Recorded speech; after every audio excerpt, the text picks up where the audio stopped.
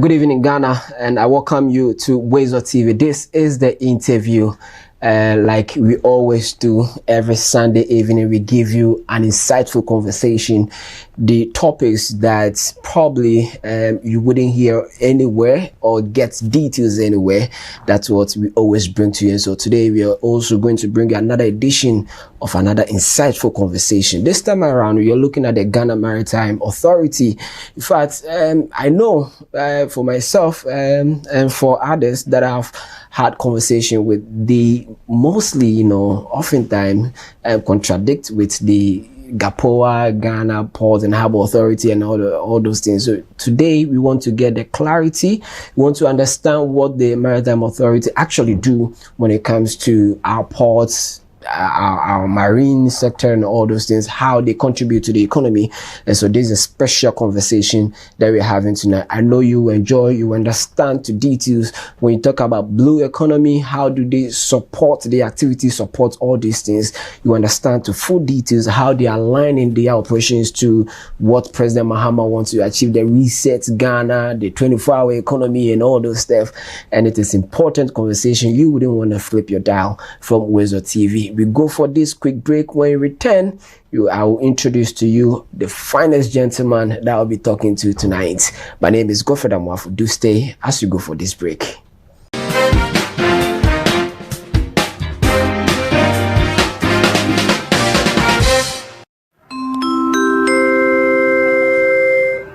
Your flight is ready to leave. Sit back and relax and enjoy the flight.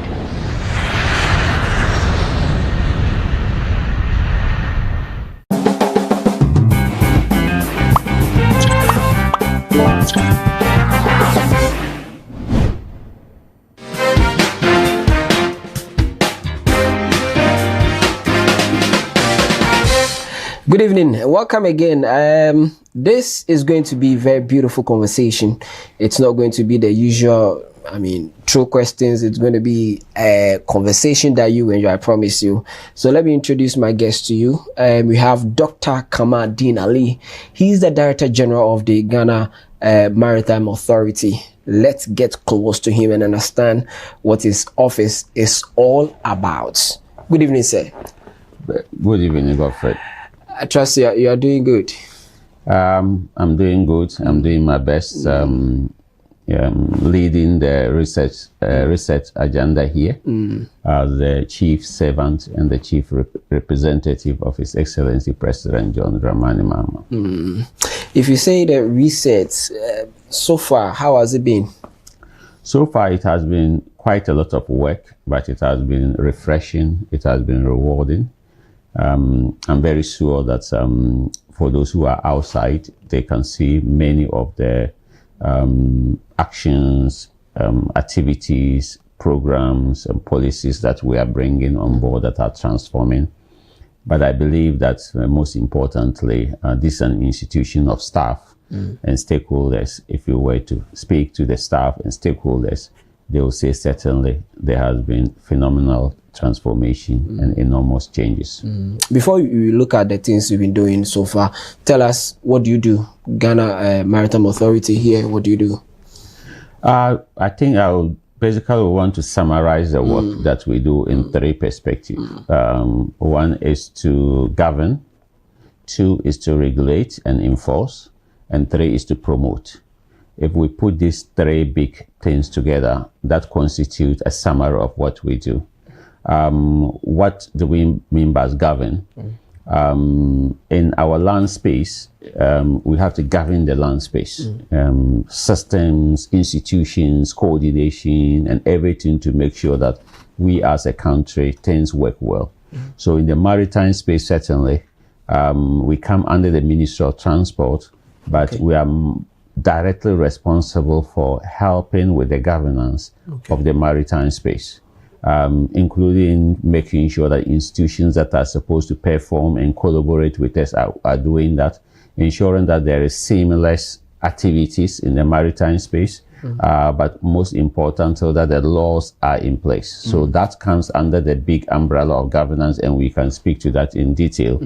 Then we also have the second layer of then ensuring that there is regulations, and the regulations are enforced and followed through. These we do in a number of areas. Basically, everything that you want to do in the maritime space is either regulated or is supposed to be regulated. And where the regulations are there, and there are so many of these regulations, just not on shipping, just not on transportation. Let me just mention something that is out of the ordinary. Okay. It could well be that you want to put systems in place in the maritime space to generate what we call, say, offshore energy or renewable energy. This is something that we help govern. It could be that the West African gas pipeline want to put a pipeline, for the purpose of transporting gas for any of our barges or for generation. This is what we govern. Okay. Submarine cables. You and I sitting here, everything that we do is based on data. So we have data cables that are some lying in our seabed. This is what we govern. So at times you may just think that what we do governed or enforce or monitor is just ships, but it's far beyond that. As a matter of fact, some of the strategic assets that we govern are not even vessels at all. There are many more.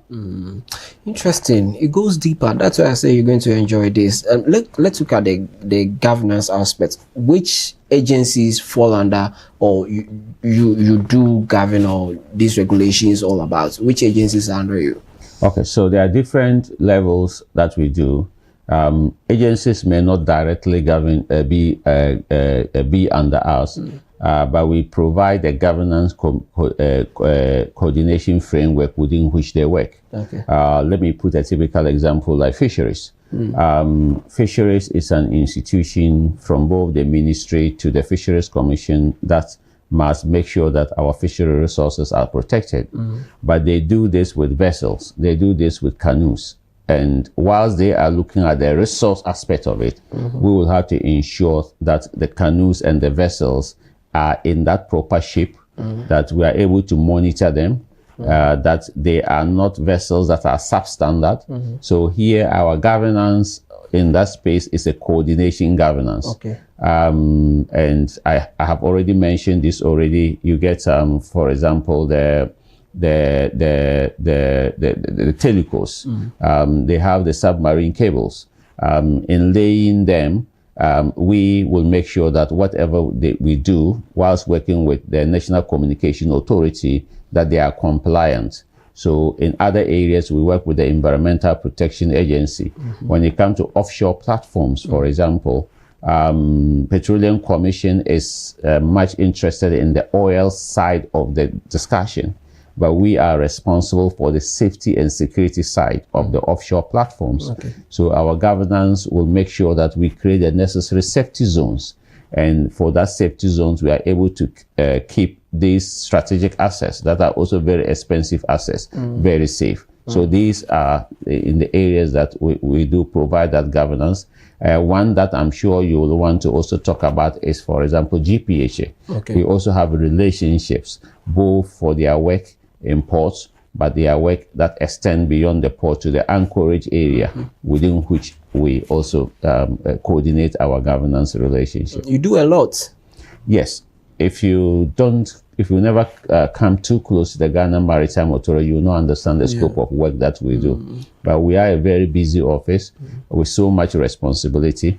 Luckily, we work under a ministry, a board that give us the needed support, and with the staff, we are able to execute our mandate. With this workload, have you started the 24-hour economy here already? Oh yes, for us, actually, the 24-hour economy has always been something that stays with us. Okay. So under the leadership of His Excellency, what we are doing is expanding it, because we cannot sleep. Just like nobody sleeps on the aviation side, we will never be able to sleep, because ships will never come into this country just because it is daytime or morning. They do that 24 hours. So which means that for 24 hours, we have to keep monitoring. Just very close, not far away from the office where I sit, you have what we call our vessel traffic monitoring office.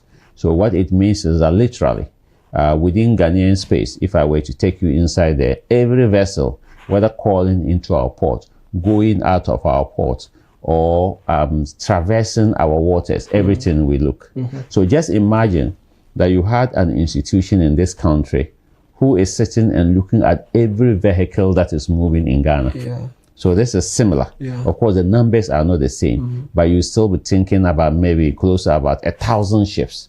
And these ships are either coming into our port, going out of our port, doing an activity, or traversing our waters. 1,000 ships like in a year? No, like I mean, like in a year or in a couple of months, because definitely in a day you will definitely have 200, 300, 400. For this is even a week. 1,000 ships will just be a week. Coming in Ghana? No, coming in, going out, traversing the waters, going to Togo, going to Cote d'Ivoire, passing our high seas.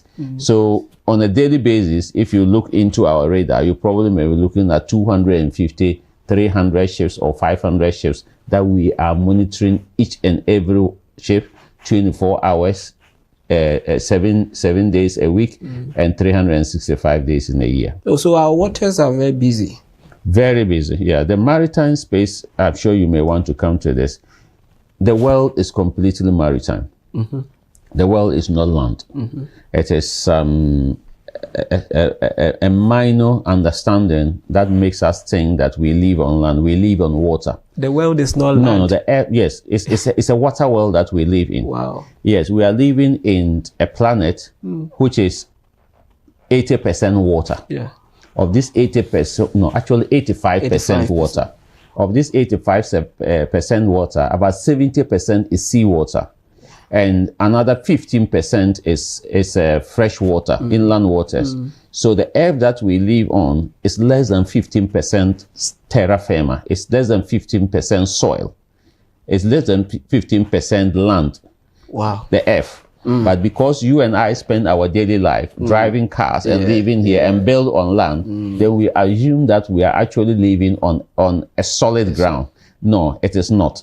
If you were to go up to the next planet or Terra and you look down, everything you see in this planet called Earth is blue. You don't see anything apart from water, because the land sizes are so insignificant that they are just a punctuation in the water. So you will just see only water. So the earth we live in is water. It's not actually land. The land is just an exception. That's a huge stage. Like the land is just like a punctuation. Yes. Like you are writing a sentence, there's a comma or something. Exactly. That's what it looks like. That's what it looks like. Yes. And those nations then that understand this, and where we work, we then understand what this means. So what it then means is that to drive your activities in the world and to become a successful and powerful nation, then you must be able to exploit the economic derivatives and benefits of that 85%. On the contrary, if you concentrate on the land and don't keep a close watch into the sea, it means that you are leaving the larger part of your economic potential untapped. That is what it actually means. Have we tapped into this economy you're talking about, the potential of the sea or the water? Not fully. Not fully as a country. We are pushing it, but we are far from tapping into the potential. And that is why, since coming into office, there has been a new gear for the Ghana Maritime Authority, that we are not looking into those smaller issues that we used to do. We are expanding our horizon. Of course, I have to also admit that this institution is relatively young compared to others. But having come in, we are just not making sure that we are doing the day-to-day issues. We are also trying to build what I call the strategic lens that will allow us to be able to drive this Ghana so far as its maritime potential is concerned. Do you think it's something we can achieve in the shortest possible time? Yeah, we are actually achieving quite a lot already, and we can come to that, what we already doing, how we are seeing results. In some of the areas we are putting in the right mechanisms, and what I foresee is that if we sustain that, we should be able to achieve quite a lot. You mentioned about the vessels coming in and going out. Yes. What is the standard of regulations that you look up to when it comes to regulating them? What are the standards? Okay. Now, when you're looking at trafficking and movement of vessels, I'll try to sum up the work that we do and localize it in such a way that you can understand. In terms of the movement of vessels, if we were to understand the mandate of DVLA, understand the mandate of road safety, these two mandates, we combine them in our work at sea when it comes to the vessels.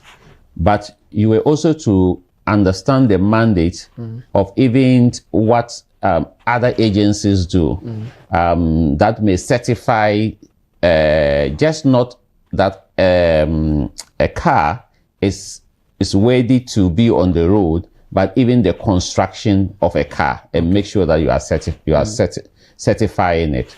So basically, when you look at ships that are coming into our waters, we must ensure their absolute safety and that they are of that type of ships that should be in our waters. So you say roadworthy. How do you call it on the sea? Seaworthy. Seaworthy. Yes. Okay. So every vessel must be seaworthy. Okay. And a vessel is seaworthy, just not in terms of the physical nature of the vessel. Okay. This is something significant about maritime seaworthiness. It is not just that the vessel has not got any physical faults. That is only one dimension. But it is also seaworthy depending on who is manning it. Okay. Who is the engineer on board the vessel? Who is the the navigator on board the vessel? Who is the electro officer on the vessel? Has it got the number of crew that it is supposed to have? Those crew, have they got the needed training that they are supposed to have? Those crew, are they having the needed rest that they are supposed to have? So this is another dimension. So the human factor is also part of an assessment of whether the ship is worthy or not, seaworthy. Then you go to other dimensions. For example, has the ship got the necessary certifications? Has the ship got insurance, for example? So all these things have to be taken into consideration. So on daily basis, when vessels come into our port, you have part of our work, which is done on daily basis. Our inspectors are there at the port. Okay, they are not part of GPHA, okay. But that's the Ghana Maritime Authority, what we call Port State Control Office. Port State Control.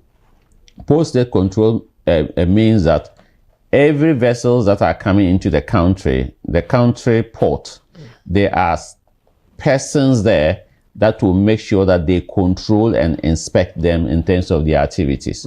So these staff of ours are boarding ships every day, inspecting, going into the engine room. Have you ever boarded a big ship? If you were ever to, it's almost like a huge thing. It may be far more than this building that you are sitting in. You understand? I see them from yes. So, and that is how big it is. So you then have, and you know, these days you can have a ship that may be more than a football field or 3 times a football field. Just look at it that way. So this is a huge thing. So they will have to go on board, inspect the ships from both bridge through the other decks to the engine room, make sure that everything is as it's supposed to be, look at the crew, inspect them, see their qualifications, make sure that they all have the needed qualification, and inspect other things that are also related to the ship, including the radio communication. Are they working? Is the radar working? They will do all this and issue certificate for the ship. Of course, we don't do this every day for every ship that comes. If this is done and the ship comes, yes, the following week you will not do that, but every 6 months when the ship call in the port, you will have to do this to ensure. Okay. Yes. The way you've painted the picture, it looked beautiful. But one will ask, if you look at Ghana, we don't have the Ghana Airways. Trains are not working in this country as we want it to be. Do we have our own ships as a country? Okay, so ships will mean that if we have ships flying our flag, yeah, we have limited ships on our register. Okay. So here in the Ghana Maritime Authority, on behalf of the country, we register ships and give them our flag. Okay. So this flag that you see here, when we finish registering a ship, we'll give them a flag. Okay. So at sea, how you identify a ship nationality is by its flag. So it must hoist the flag. So you can go to sea and you see every ship is having a different flag. So when we finish registering a ship and we are certified with everything, satisfied with everything, we'll issue them a flag. Okay. Yes, so we have a limited number of ships. What may be of interest to you, though, is that we don't have a good number of commercial vessels on our register. We don't have a good number of commercial vessels. You know that many years ago there was the Black Star Line, and as a result of multiple factors, the Black Star Line went down. So as a country, either at the national level, we don't run commercial ships, and at the individual level, most of our businesses have not been able to buy ships in such a way that we can have larger ships on our register. But we do have some ships in our register.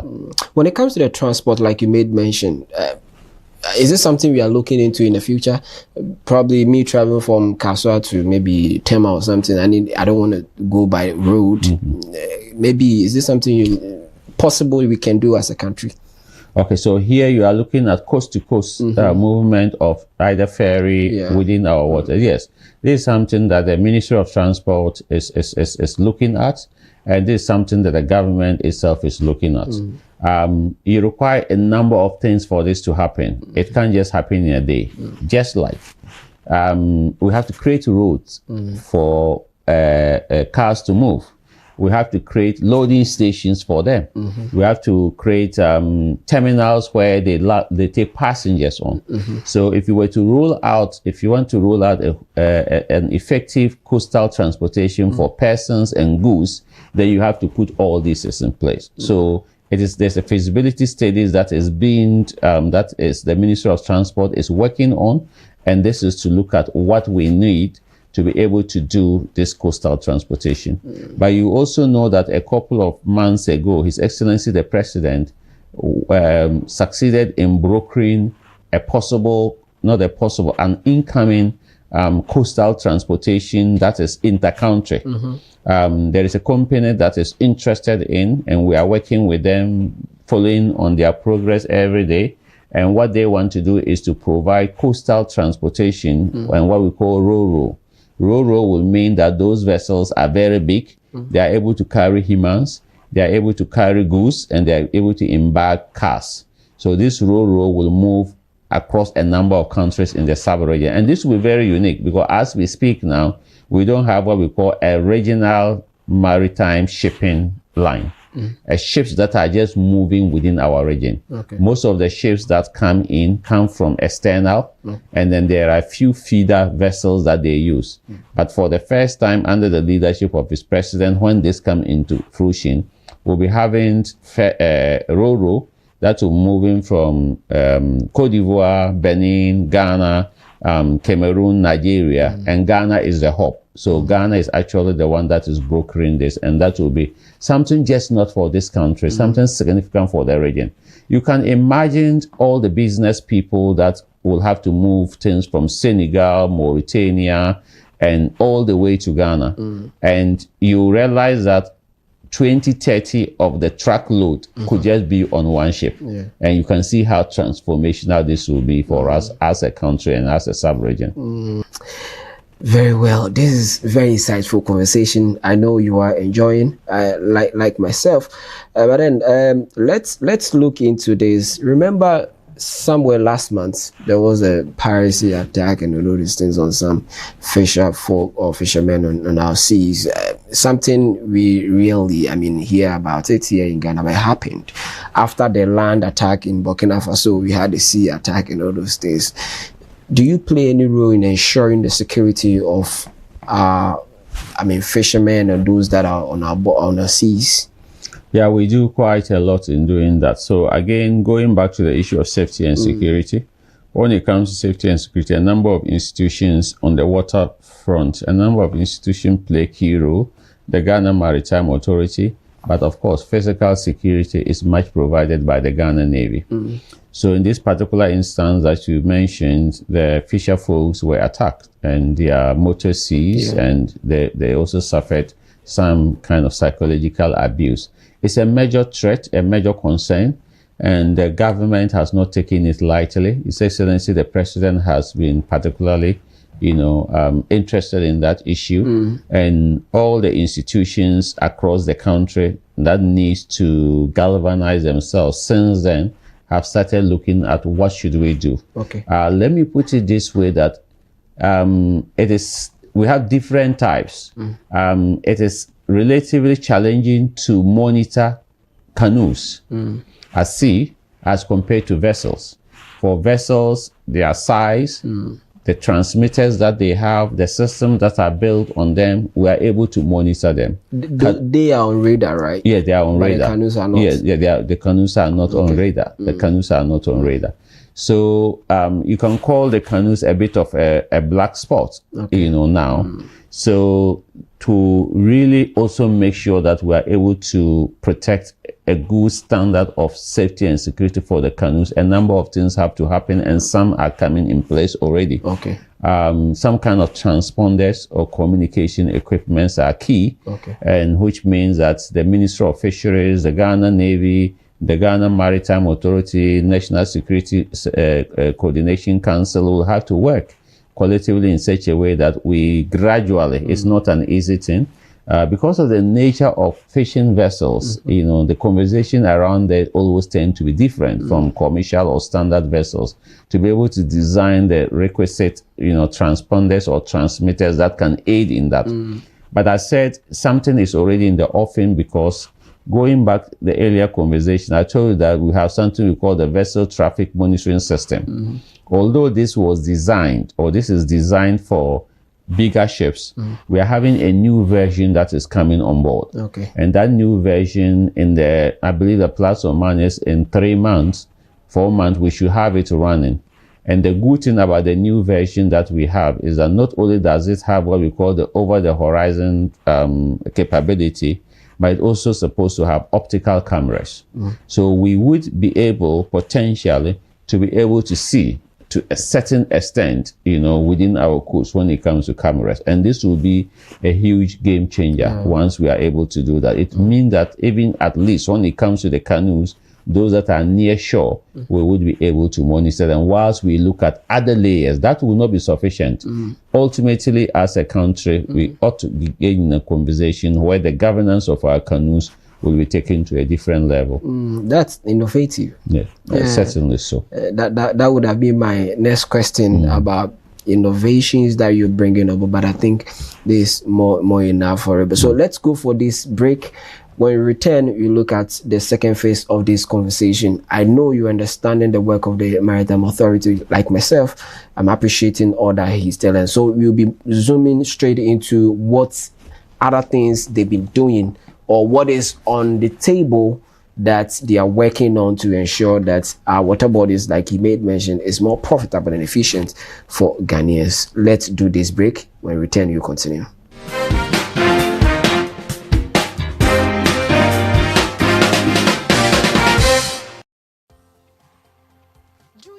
Sugar-free, freshly squeezed fruit juice? Choose Greenline fruit juice and smoothies filled with vitamin C, calcium, iron, fiber, and zinc. Every drop of Greenline juice and smoothies is naturally made to give you energy, good health, and refreshment.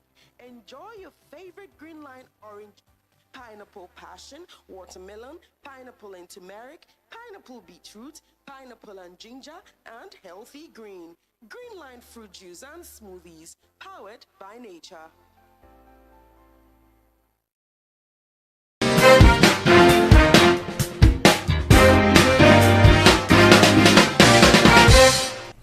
Welcome back. Let's continue the second phase of the conversation. Now we'll be zooming straight into what is on the table. But before we go to that conversation, he made mention about security and protection of the environment. So something about pollution. Let's ask how they are managing that, because not only on land we do pollute our lands, we also pollute our water bodies. So how are they ensuring that pollution is minimized or even curtailed on the waters? So how is it being done? Okay, when it comes to issues of pollution, here in particular, we may work, or we do work with a number of agencies. For example, EPA is a major stakeholder when we are dealing with issues of pollution, as much as we do that with, for example, the Navy. Now, in the maritime environment, you may have about three main sources of pollution. One source of pollution is what comes from the land into the sea. And for this one, ultimately, the EPA will play a major role. The local assemblies will play a major role to ensure that things that are not supposed to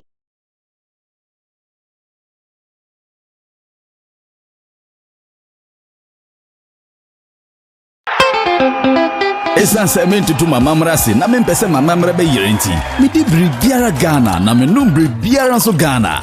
Se ba no afa hye ne apuntuo biara se dia. Dia me di dem ho diara ne office bites.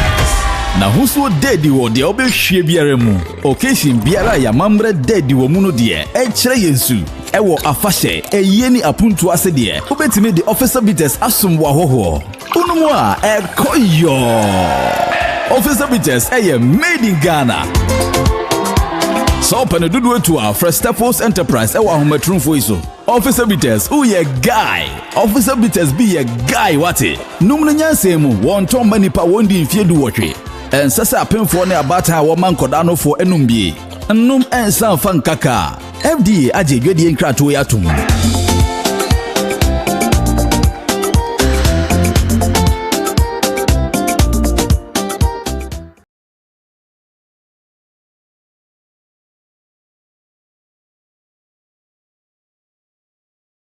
Move from land to the sea will happen, and we also play a role. Then you also have ship source pollution, and ship source pollution can be from three sources. It can be accidental in terms of the daily operations of a ship. There can be an accident. It can happen deliberately. For example, a ship don't want to pay for reception facility somewhere and will want to empty its pollution, and the pollution could be from its bilges. Take this room we are. An average ship will have its waste in something more than the volume of the size of this particular room. Wow. As the ship is moving in the sea for 30 days, conducting its voyage, everything is going into it, where you may have all this contained. So a ship may, when they come to port, we have what we call the reception facilities, where they will have to empty this into, and it will be treated and cleared.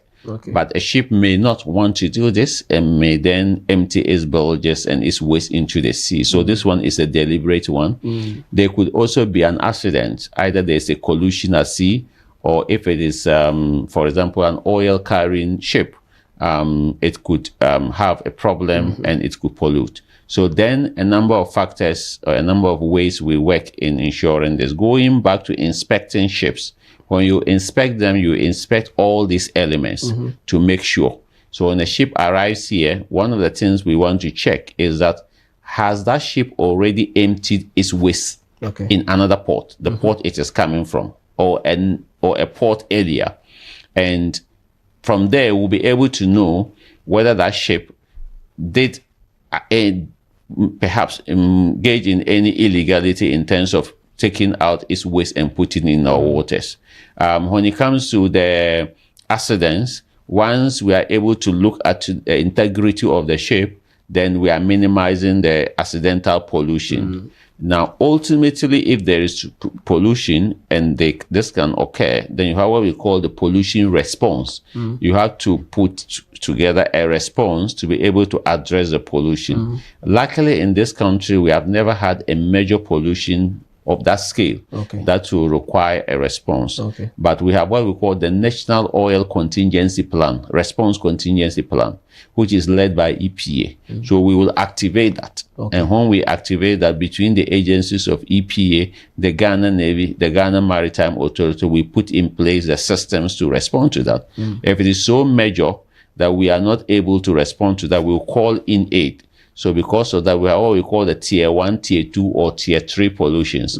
And each of this is built around so that we know what capability we have to deal with one, the other one, and the other one where we don't have the full capability, then we call in the aid. You go to, like I said, what we plan to do in the second phase of this conversation. But when you were talking about the regulations and all those things, you made mention that how you regulate a ship or vessel, you look at the crew, their knowledge and all those things, the engineer on board and those. We have been seeing accidents on lakes and rivers in this country, especially in the Volta region. And you see 15, 11 school children dying and all those things. It doesn't concern you or very, very much concern us and a major part of our work. So our mandate is both marine and freshwater, inland water. So when it comes to freshwater, we oversee the safety and regulation of any craft that is moving on the water. So the first layer, for example, is the Volta Lake Transport Company. So they also have ferries that move, and I'm sure you have come across some. So any ferry, barge, or anything that is transporting fuel from here to Bupe, to any side of the country, we inspect them, we regulate them, and make sure that there are no accidents. So this is why you hardly see that a barge that is carrying, for example, 20 bags of cement have sunk somewhere from here to Bupe. This is why you hardly hear that a ferry, have had accident and it has some. Well, we inspect them, we regularly certify them and make sure. So this same is what we're supposed to do in a certain way with the canoes. So when it comes to the canoes, for example, what are some of the things that we do? We give them education. Then we do what we call load lines. Load lines means that we take a canoe. We have some formulas that we use. Based on the formulas, we know where you are supposed to load your canoe up to. So we physically, so every ship, when the ships at sea, they have what we call load lines. You mark it, and the load lines may even differ depending on where it is. But let's speak to the inland. So you mark the canoe, and with the load lines, it then tells the canoe owner that when they are loading the canoe, then that line matches or meets the water line, then there is not supposed to load again. So this is what we do. We also look at them to make sure that physically they are constructed well. So these things we do. The third thing that we do is to make sure that, or is to ensure that and encourage and the issue of wearing of life jackets. So accident happens on land as they happen at sea. In fact, there are 3-4 times accidents on land. And even when it comes to the death, there are more deaths on our road than there are at sea. The thing though is that dying in water seems to have a certain kind of it catches the attention. So no matter how fewer they are compared, and every life is very important. So no matter how relatively fewer they are compared to the land, it becomes a major thing because lives are being lost, and these lives are being lost like 3, 4, 15 as we had the other incident. And mostly these things happened for 2 reasons. Certain times persons who are not supposed to man boats are manning them. And secondly, where they are failing to wear life jackets. And that is the 2 challenges we have. People who are not supposed to man boats are manning them because if you go to most of the coastal communities, some places, you can see a child at 7 years, 8 years manning a boat. And that is not supposed to be the case. But it is also something that is challenging in addressing. So we are doing our work very well, trying as much as possible. But you see, the use of boats is almost like the use of a bicycle to those coastal communities. Let's look at it that way. You see, psychologically, me and you will not be thinking about our child who is 7 years taking our Benz car or our car and be driving because it exists in a certain psychological environment. Now, when it comes to the boat, it's something they grow with. It's something they live with. So it doesn't create that same environment as a child to a car, as to a child to a boat. So because of that, certain times it is taken for granted. Where a younger child, for example, in the particular incident that happened, is manning a boat. And wasn't just manning a boat, they were doing this around midnight, 1 a.m., moving from one funeral to the other. And because this was the last boat, this was a smaller boat, that is supposed to take just about 6 people, they were having as many as 18 to 20 people on board it. So obviously beyond the load lines, and obviously a child that is manning it and is flounded into the sea, and life jackets. So we are doing quite a lot of work in this area. We are expanding the mandate of the Ghana Maritime Authority. We are establishing newer offices, since coming into office. We have created an office in Bando. We have created an office in Ketekrachi. We are I'm just talking about the inland water areas. We are having now our inland water head office at Akosombo that we are established, and staff are currently moving into location. We are having an office in Saboba. Another thing people don't understand in this country is that we always think that is a Volta Lake alone, but we have huge other areas of water, either in the Brona or Afram Plains, Upper West, Upper East, that are also huge and extensive. But we pay very little attention to these areas. So since coming to office, we are having the office in Saboba that is looking into the inland water areas and with the border with with Togo. Then we are having an office coming up in Wa and going into looking at our Black Volta areas. And these offices are supposed to help coordinate our activities. But we have a second layer. The second layer is what we call safety guards. Safety guards. As I speak, we're currently putting together safety guards that we are going to train soon. And His Excellency the President will commission at least the first 200 or more in the coming month, or two.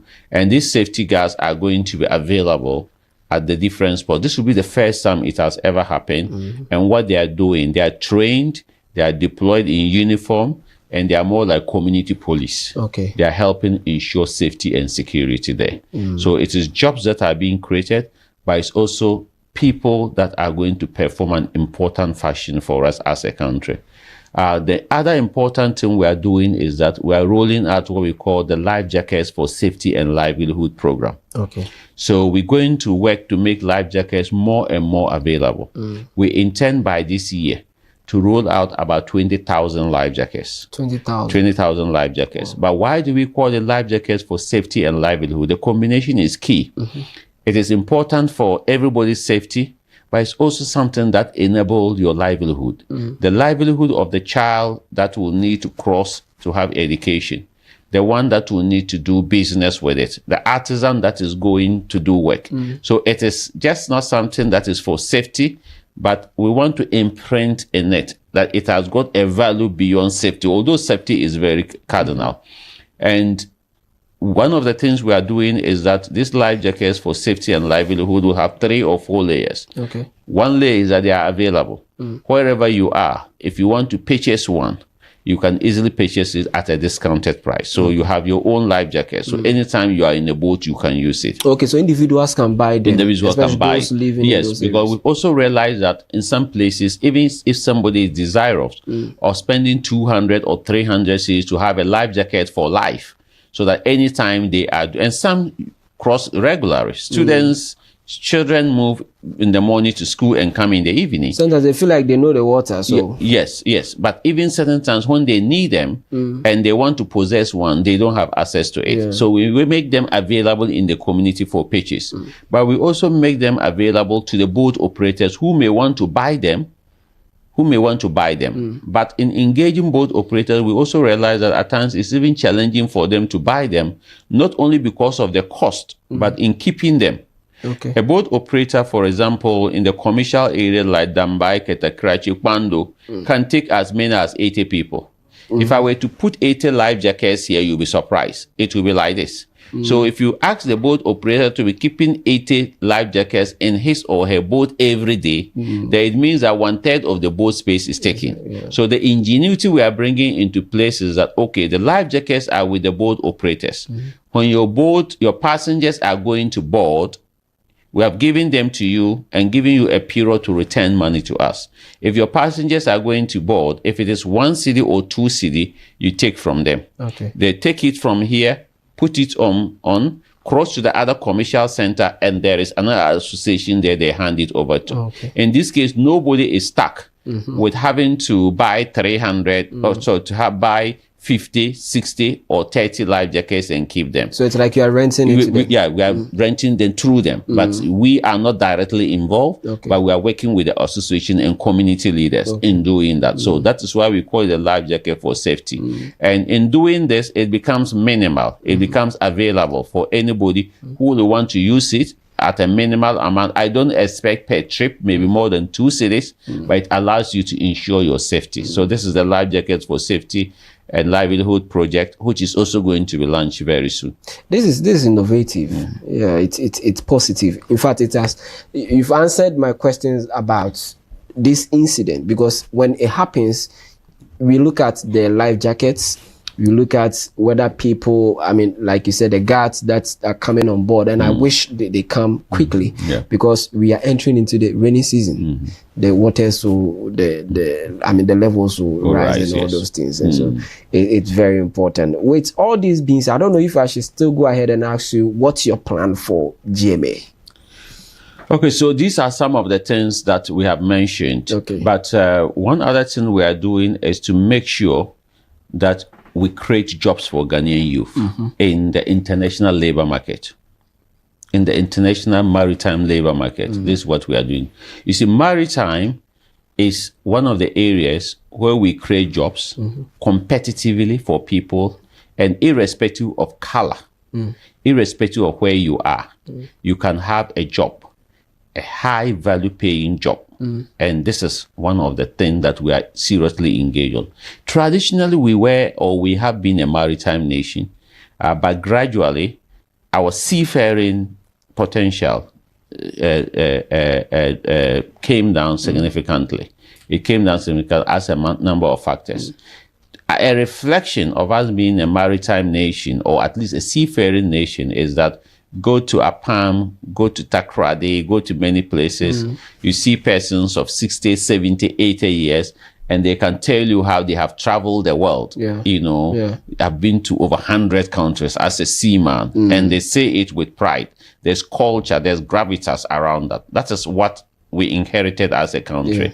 It's reflected in what you see that we have, which was the nautical college that has become the regional maritime university. But with time, however, it dipped. Since coming into this office, it has become a major focus of our leadership, and that is something that we are driving. So let me put maritime jobs in context. When a ship is moving, it needs a number of skills. It needs skills that we call navigators, just like a pilot. So on the average, a ship may have those class of people called navigators, maybe about 3 or 4 of them on board the ship. They are at the officer level. It needs what we call the electrical, the engineers. The engineers. Ship systems and engines are huge, and nobody stops to repair a ship. As a ship is moving, it must have its engineers moving with it. Then we have what we call the electro-technical engineers. That are also, the ship systems are becoming very, technology is driving them, electronic, and every system is electronic. So it's also happening. They are not waiting to get somewhere to get themselves repaired, unless it's a major thing. They're taking care of themselves. Cooks are on board, and there are many. So a ship will be moving with a complement of, say, 25, 30, or 35 people. Now, if we look at the global market as we speak, we have over millions of seafarers. And this is needed. And I've already told you that the global community is maritime. It's maritime. Perhaps the food that you took today, if there is rice, perhaps that rice came into this country only a week ago. If that sugar you took this morning came from somewhere, the fruit somebody is eating in London could have come from Ghana. The milk somebody is taking in Switzerland would have come from somewhere else. So this is what the global community cannot move without shipping. So this also means that there's a global labor force that is actively working 24 hours. And it is this area that we are making sure that we produce and push more Ghanaians into in this labor market. The good thing is that it's a very good paying job. It's a very good paying job. So we are opening it. We've been engaging with the Regional Maritime University. Now KNUST is also offering courses on marine engineering. We are looking closer at some of the polytechnic when it comes to the electrical engineering courses. And we are fine-tuning them We are modernizing them to meet standards, and we are creating also opportunities for many of these seafarers. So on daily basis, as I speak, we are reaching out to international shipping lines to make sure that our cadets that are coming out have what we call the experience. Now, this is what it is. A cadet is the officer branch on the ship. They will need about 4 years, less like any other graduate, to go through their training, either as a mechanical engineer or as an electrical engineer or as a navigator. When they finish, they'll need a period we call sea time of 1 year. It's like you have finished your training as a medical doctor. What do you do? Housemanship, isn't it? Unless you are a medical doctor and you have done housemanship, you can't go back to the professional certifying body to say you are coming to work. No, you have to do your housemanship and come and write examination. So a cadet who finishes 4 years degree will have to do a 1 year time, certify himself, and come to us. So although he has done his academic course at the Regional Maritime University or at KNUST, we are the professional certification body. So we set up examination for them to certify them that you are a good pilot, you are a good marine engineer. So after this 1 year, they come to us. One of the challenges when I inherited office we face, or this government faces, that a lot of these cadets finished their training and they couldn't get the time for this, what we call sea time. So we use the word sea time, but it's almost like internship, almost like the learning period. They couldn't. But now we are opening the valves. We are getting more and more companies coming to us. Just only as I speak, we are having an opportunity of 10, 15 coming. So over this short period, last year, quarter of last year up to now, we're probably hitting almost like getting to about 50 already. But this is the cadet level. Then we also have what we call the ratings. The ratings are the normal workers on board the ship. They are the bigger labor force. So officers maybe say 30%. The rest of the 70% are the ratings. So we are particularly very also, as much as we are looking at providing cadets opportunity, which is very good, because they are like the cream de la cream on board the ship. They are the masters on board the ship. It's like pilots. But it's also like having all the crew that support the pilot on board the ship. On board the aircraft. We are also looking at the ratings. One thing we realized when we came into office was that our ratings employment was no longer picking as much as it was picking. So we reached out to the major shipping lines and we engaged them. Why is it that our rating market is not going as it's supposed to be going? And out of the dialogue, it was very revealing. So to summarize it, we brought some of them here. We had meetings. We recrafted our syllables, changed our rating training from 6 months to 8 months. So a rating can basically be somebody from SS, from SS. So after SHS, you can do a rating course, or even from JSS, you can do a rating course. So it's like you are doing a professional course. Once you do that professional rating course at the Regional Maritime University, which is now going to be 8 months, you are issued a certificate that entitles you to work on board an international ship. So how do they get into the maritime school? They apply their courses. If you go into the Regional Maritime University, and I encourage every Ghanaian youth to begin just not to explore KNUST, Legon, University of Development Studies, UCC. Look at the Regional Maritime University, and when you look there, don't look at just the degree courses alone or the other courses. Look at the technical courses of marine engineering, electrical engineering, nautical. Look at what they call the rating programs. Well, this is the skills job, and this is where jobs are. You can go and do a master's in port and shipping, and you may never get a job. Indeed, if you get a job, you can't even be paid as much as a rating. A rating who is fully qualified to be employed on board a ship can start at a salary of $2,000. Wow. A cadet who is now going to start his first job after getting his certificate of competence will start a salary of $4,000 and can grow his salary within a period of 8 years or 10 years to $12,000. So that's a skilled work. Because imagine that those 20, 30 people that are manning the ship are manning something that is $600 million. When they are moving that ship from here to Rotterdam, with fully loaded, or Rotterdam coming to Ghana, is perhaps $1 billion of platform that they are moving, 30 of them. So you have to pay them well. So you pay them $8,000, $6,000. The minimum amount then will be paid, who is just beginning his or her work, will be paid just $2,000. Then you are averaging like a minister or MP in this country. Exactly. So that is it. And this is why we are pushing. So whilst we are doing all this work, we're putting together what we call the National Seafarer Development Policy. Okay. Which will also be launched in the course of this year. And what is that about? It will put together all that is needed to pitch us as a great supplier of maritime labor force. Countries like Philippines is making almost 2 million of seafarers now in a year. So 2 million seafarers is what they have out there working in the global shipping community. We want to move. We want to make sure that although we have very low numbers now, that we build it, at least adding 1,000, 1,500 to 2,000 every year. So that is what the Seafarer Development Program is meant to do. It will drive the industry through multiple things that we do. Awareness of it, changing our cadet, begin to look at scholarships that may come in, and many other things, and opening the avenues so that we can have what we call the sea time. Sea time is key on board a ship because once you have to work ultimately as a professional on board the ship, you must have the sea time.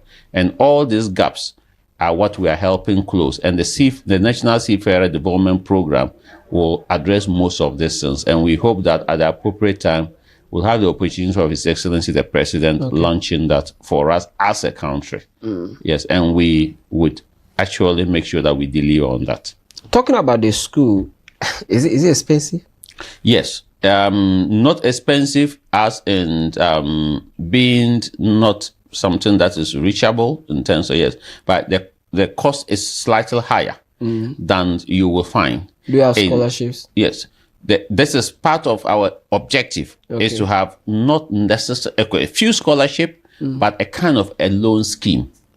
Like we do the student loan scheme. Because for the seafarer, really, if we are able to achieve this, it's not a problem. If we are able to achieve this, the seafarer whom is going to come out is going to work. And the seafarer should be able to pay his loan back in 5 months. So we're looking at how do we be able to build a fund that will be able to support and reduce the cost of the training, either for a cadet or a rating. This is what we are looking at. And you say one can get into the university straight from the SHS? Oh, yes, you can get into it. Going back to what I said, that they have got 2 levels of courses.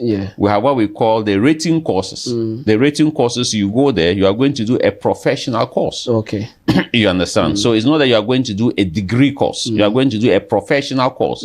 But that professional course of 8 months gives you a job that a degree holder will not be able to get the same salary as you get. Interesting. Now let's try and end this conversation. It's very interesting, but then for the want of time, we need to start wrapping up. So what I want to find out from you has to do with the blue economy that President Mahama is speaking about. It aligns with the 24-hour economy and all these things. Are you in shape with this? Oh, yeah, we are in shape with it, and that's why we are taking the marching orders of His Excellency the President. We are working with it. Okay, I come from multiple background, law, military, and everything. Yeah, for us, the President's vision is a command, you know, for you to work on and to operationalize it. It's obey before. Yes, yes, it's a command. So you take it, you operationalize it. So while that we are doing is operationalizing the 24-hour economy, but also the blue economy. That's what we are doing. And many things we are doing together are doing different angles of this and this. So all that we've been speaking together is us being part of the mandate, a major part of the mandate of the blue economy, and pushing it.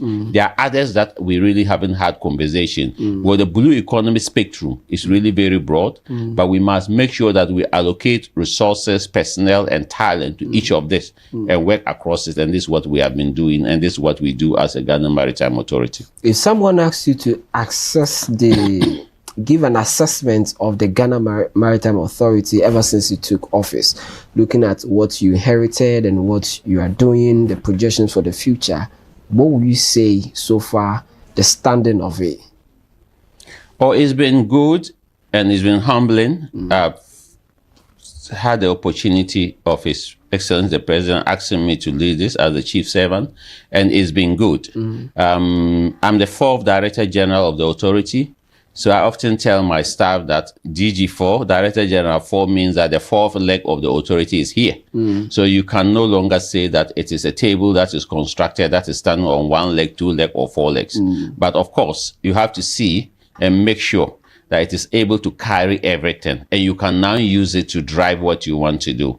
And I am happy to be here at this right time to contribute to that. So it has been good. It has been a lot of work, but we are motivated by the work. The staff are coming along well. We have a fantastic board, led by Madam Jamilat Mahama, who is very knowledgeable also in the industry. We have a minister that is dependable, Honorable Joseph Nikpe, that we go to every day. We get direction from, and the staff members, are coming along where there were gaps, or there are still gaps, but the staff members are accepting that we are in a change. And this is again why something matter. When His Excellency and the government say we're doing a resetting agenda, this is just not words in vacuum. That carries a psychological message. So our staff have accepted the fact that we are in a resetting mode. And because of that, the staff are coming along. And I always tell my staff every day that they have talent. They are very good. We just have to make sure that we become very productive. You can be very good, but certain times your potential is not fully utilized for a number of factors, including yourself. So we are creating the environment for that potential to be fully utilized. Staff are becoming more motivated, and then they are coming along. So we are building, or we are built upon where I've taken from my predecessors. Before the 4 years end, how would you want to see Ghana Maritime Authority? I want to see Ghana Maritime first and foremost as an organization that is internally better run and structured. And we did quite phenomenal job last year, and we are still building on that. A Ghana Maritime Authority that delivers its mandate very well to the country. And again, in a modest way, but phenomenally, we are achieving that. And one that is looked at externally, from stakeholders within and outside the country as a responsible, responsive, flexible, dynamic, delivering authority. And again, we're having the opportunity in taking every step towards that. Doc, speak to Ghanaians, your final words that you leave them for tonight's conversation. It's been a pleasure having this conversation and reaching you. As I mentioned, I am your chief servant when it comes to the maritime space. We are doing quite a lot. If you want to know more about the Ghana Maritime Authority, reach out to us. Since coming into place, we have built a robust client system that is very responsive. You can reach out to them. If you are a seafarer out there and you want help, come to us. If you are a young man or a young lady anywhere and you want to understand what is a career program in the maritime, especially in the seafaring, we are what we call the Go to Sea project, and we are pushing and making sure that the knowledge is out there. And to every Ghanaian, be assured that you've entrusted us with a responsibility. His Excellency the President has appointed us to a mandate. We are doing our best and we are executing that. Thank you.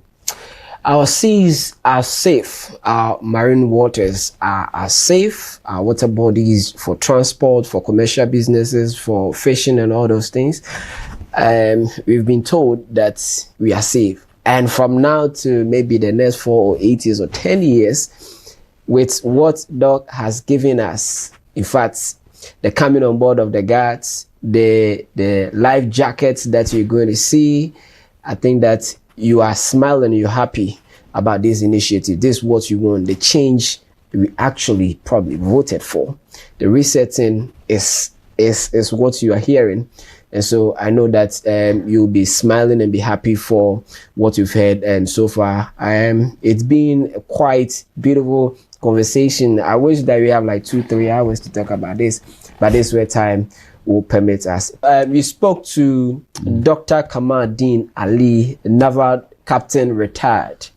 In fact, very important. Yes, when he was taking the salute, I wasn't there, so I need to give him that respect. He's the Director General of the Ghana Maritime Authority, and very fine gentleman, very humble, and I know you've enjoyed this. You come your way next week, same time, with another insightful conversation. I've always also been your humble servant, like Doc said. Godfred Amoaful is my name. Enjoy your evening. Bye-bye.